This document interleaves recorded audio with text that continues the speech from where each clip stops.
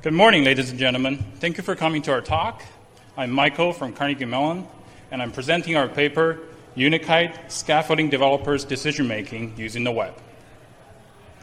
Let's talk about programming. How do you program these days?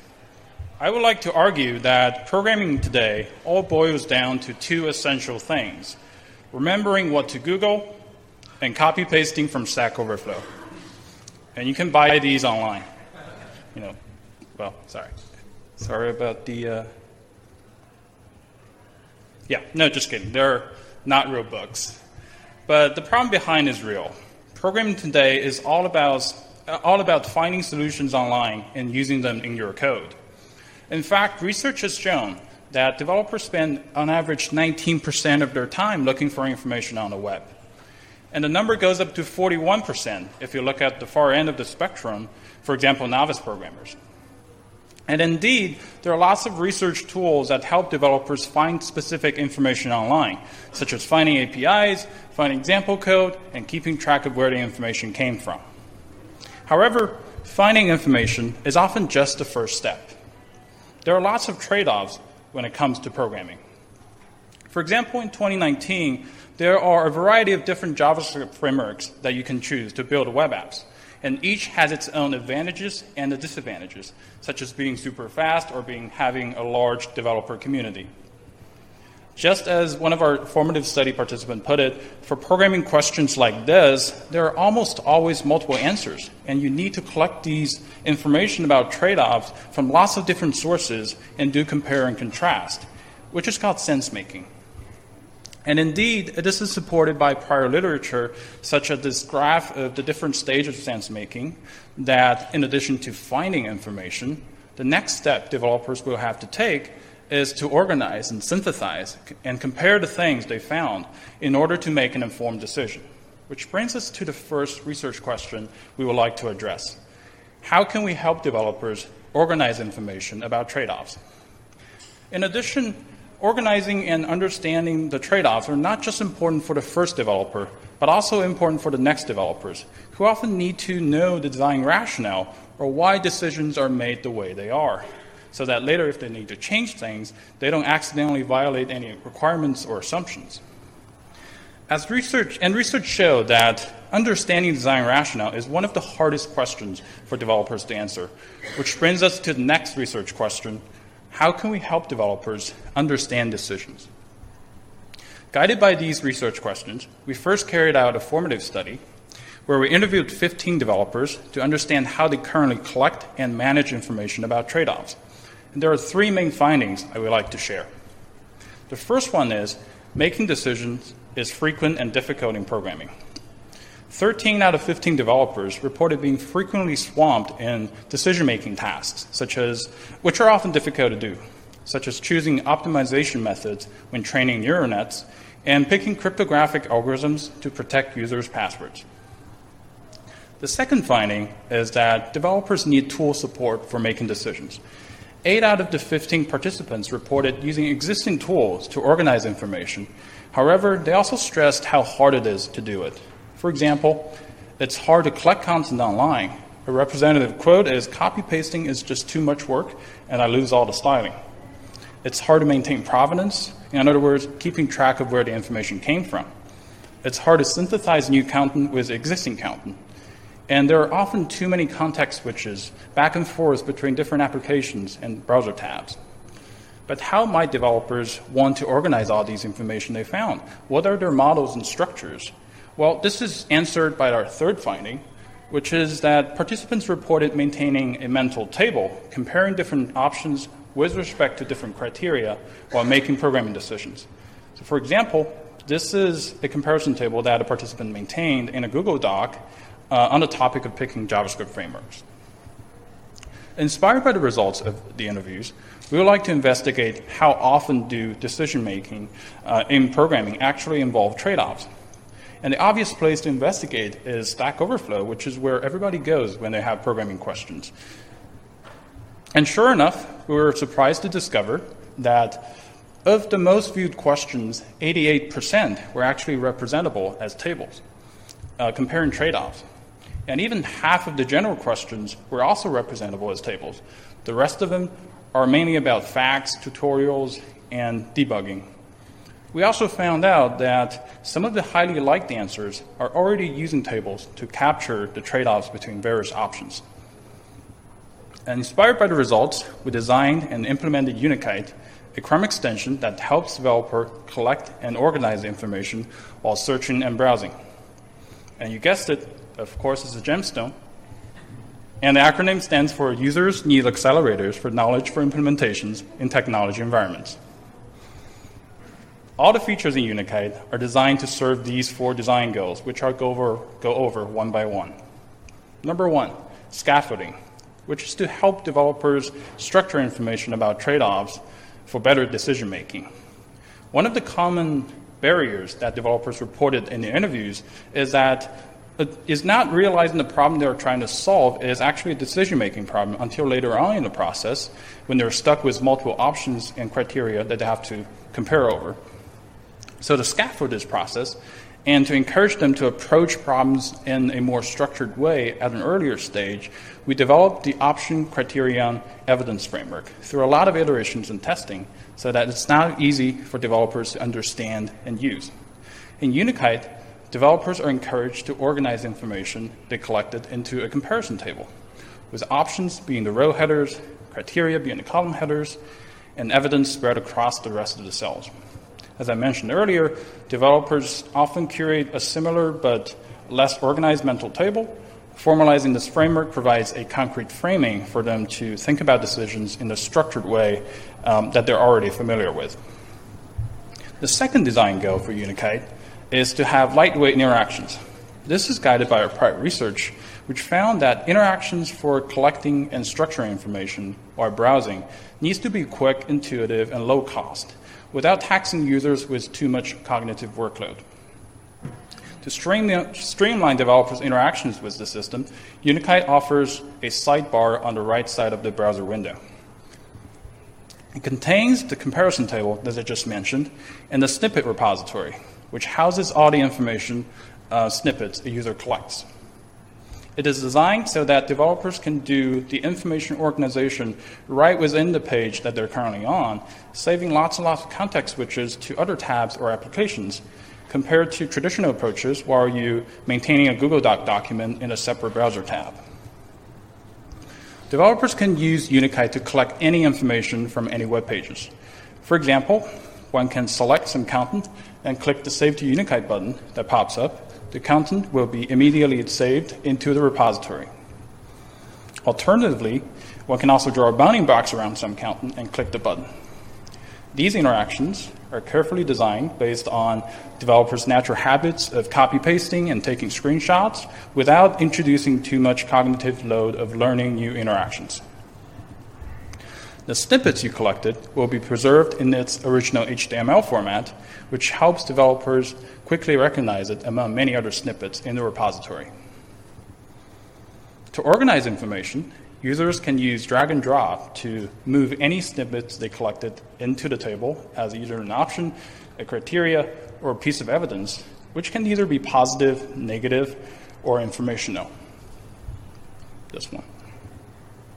To make things faster, users can use the clip button pop-ups to quickly collect content as options or criteria directly into the table, or select some content and then click anywhere in the table to pull it in as evidence. Together with the other features mentioned earlier, users really have the flexibility to capture and organize their knowledge in a variety of different ways and orders. The third goal is summarization, which is to synthesize and manage various pieces of information developers found. Unakite provides a couple levels of summarization out of the box. First one, the comparison table provides a high-level summary of the trade-offs and the decision-making space. It offers a clear and glanceable picture of the advantages and disadvantages of each option without exposing too much of the details of the evidence behind. This is really useful for both the people who are making the decision and the people who are trying to understand those decisions. Second of all, the individual rating icons provide another level of summary of their corresponding supporting evidence. Different from other approaches where long paragraphs are recursively summarized into shorter ones, we attempt to summarize them in terms of developers' ultimate information need identified in interviews, which usually is to tell whether an option is good or bad in terms of a specific criterion. To go another level deeper, users can simply click on those rating icons in the table. This will bring up the corresponding supporting evidence snippet in the repository. The last design goal is contextualization, which aims to recreate the context from which decisions were made. For each snippet, Unakite retains the context by automatically keeping track of its source URL and the collection timestamp so that developers would know where and when it was collected. Each table and its corresponding snippet repository can also be viewed in the Unakite web app, which has a unique URL, of course. The user study participants later suggested that they can share the URL with other developers, attach it in code comments, or simply use it as documentation. Either way, this serves as the design rationale behind a programming decision, and code readers will be able to recreate the context and understand the decision-making context, see what were the options and criteria, what were the trade-offs involved. To evaluate Unakite, we ran 2 studies. The first one focused on authoring Unakite tables to evaluate its usability and effectiveness. And the tasks were to collect information from Stack Overflow pages and organize them into comparison tables. The study was a between subject design, and the control group used Google Doc to make the tables. We chose Google Doc as a baseline since it's reported in the formative study as a tool that developers are already using, and it's a tool that all the user study participants are familiar with. We recruited 20 people, each completed 2 tasks in the same condition, and after that, all the participants then used Unakite for a programming task that they're trying to solve in real life. And here's what we found.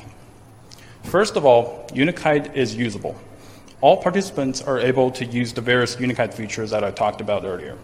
For example, this is the table of one of the participants who are trying to choose the best JavaScript front-end framework in the 3rd task.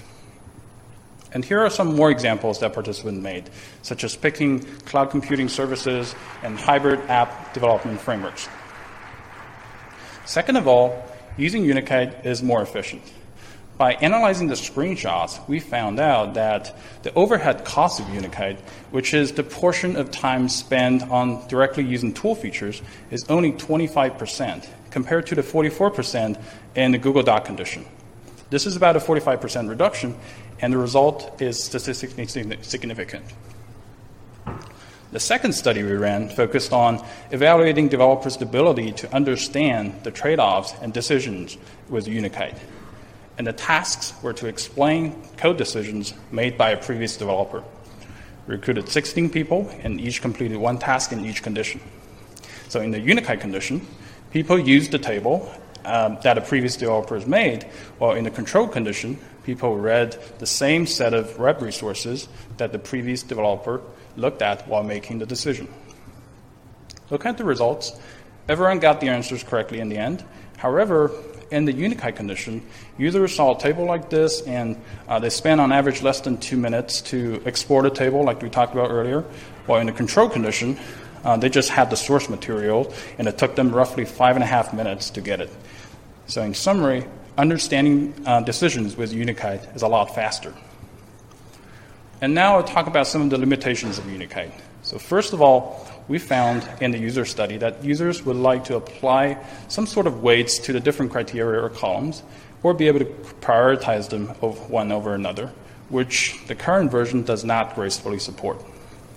In addition, the current design only focuses on supporting a single developer's decision-making process, while a lot of times, especially in corporate settings, making decision is a collaborative process. Finally, our lab study has limited ecological validity, so we would like to deploy Unakite in the field and examine how developers adopt and use it in natural settings. And we would like to address all of these in future work. In conclusion, many programming questions are not just about using the web to finding specific information. It's often about making decisions involving trade-offs. Through designing and evaluating Unakite, we demonstrate that if we help developers capture and organize information in a lightweight way, the resulting structure might be useful and beneficial to themselves and other developers later on. Last but not least, I'd like to sincerely thank the people who funded the research and the people who helped along the way. With that, thank you so much for being here, and I'm happy to take any questions you might have.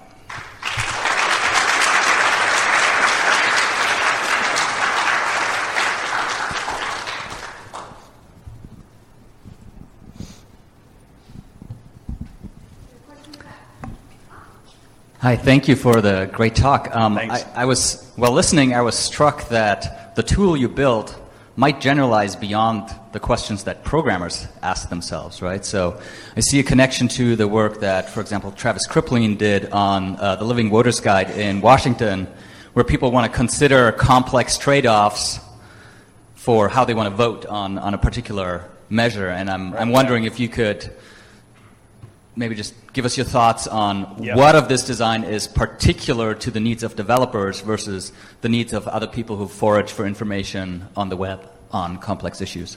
Yeah, sure. It's a great question.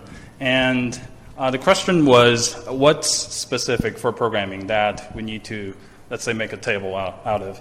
I guess the biggest thing about programming is the need for keeping track of these design rationales. As opposed to, let's say, shopping, when you have to make a decision and everybody has their preferences, so there really isn't too much desire or need to making these tables. But in terms of programming, you have to preserve these decision-making contexts so that later people will have to read your rationale in order to implement their code. Yeah.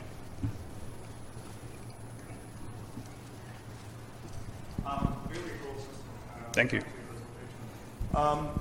Thanks. So a question I had was when you go through a code and select and you want to add it and organize in the table, oftentimes from my own experience, I feel the need to go and plug it into my thing, execute it, see if that's what I want before I make trade-offs. How do you think you might extend the system to kind of support that intermediate step between foraging, trying out, and then saving? Yeah, that's like an end-to-end system. We actually had a editor plugin in the earlier versions, and we decided to take it out for the WIST submission. And so we also have comments ability, so you can make comments. For example, note down what works, what didn't work in the system. Thank you. Thank you.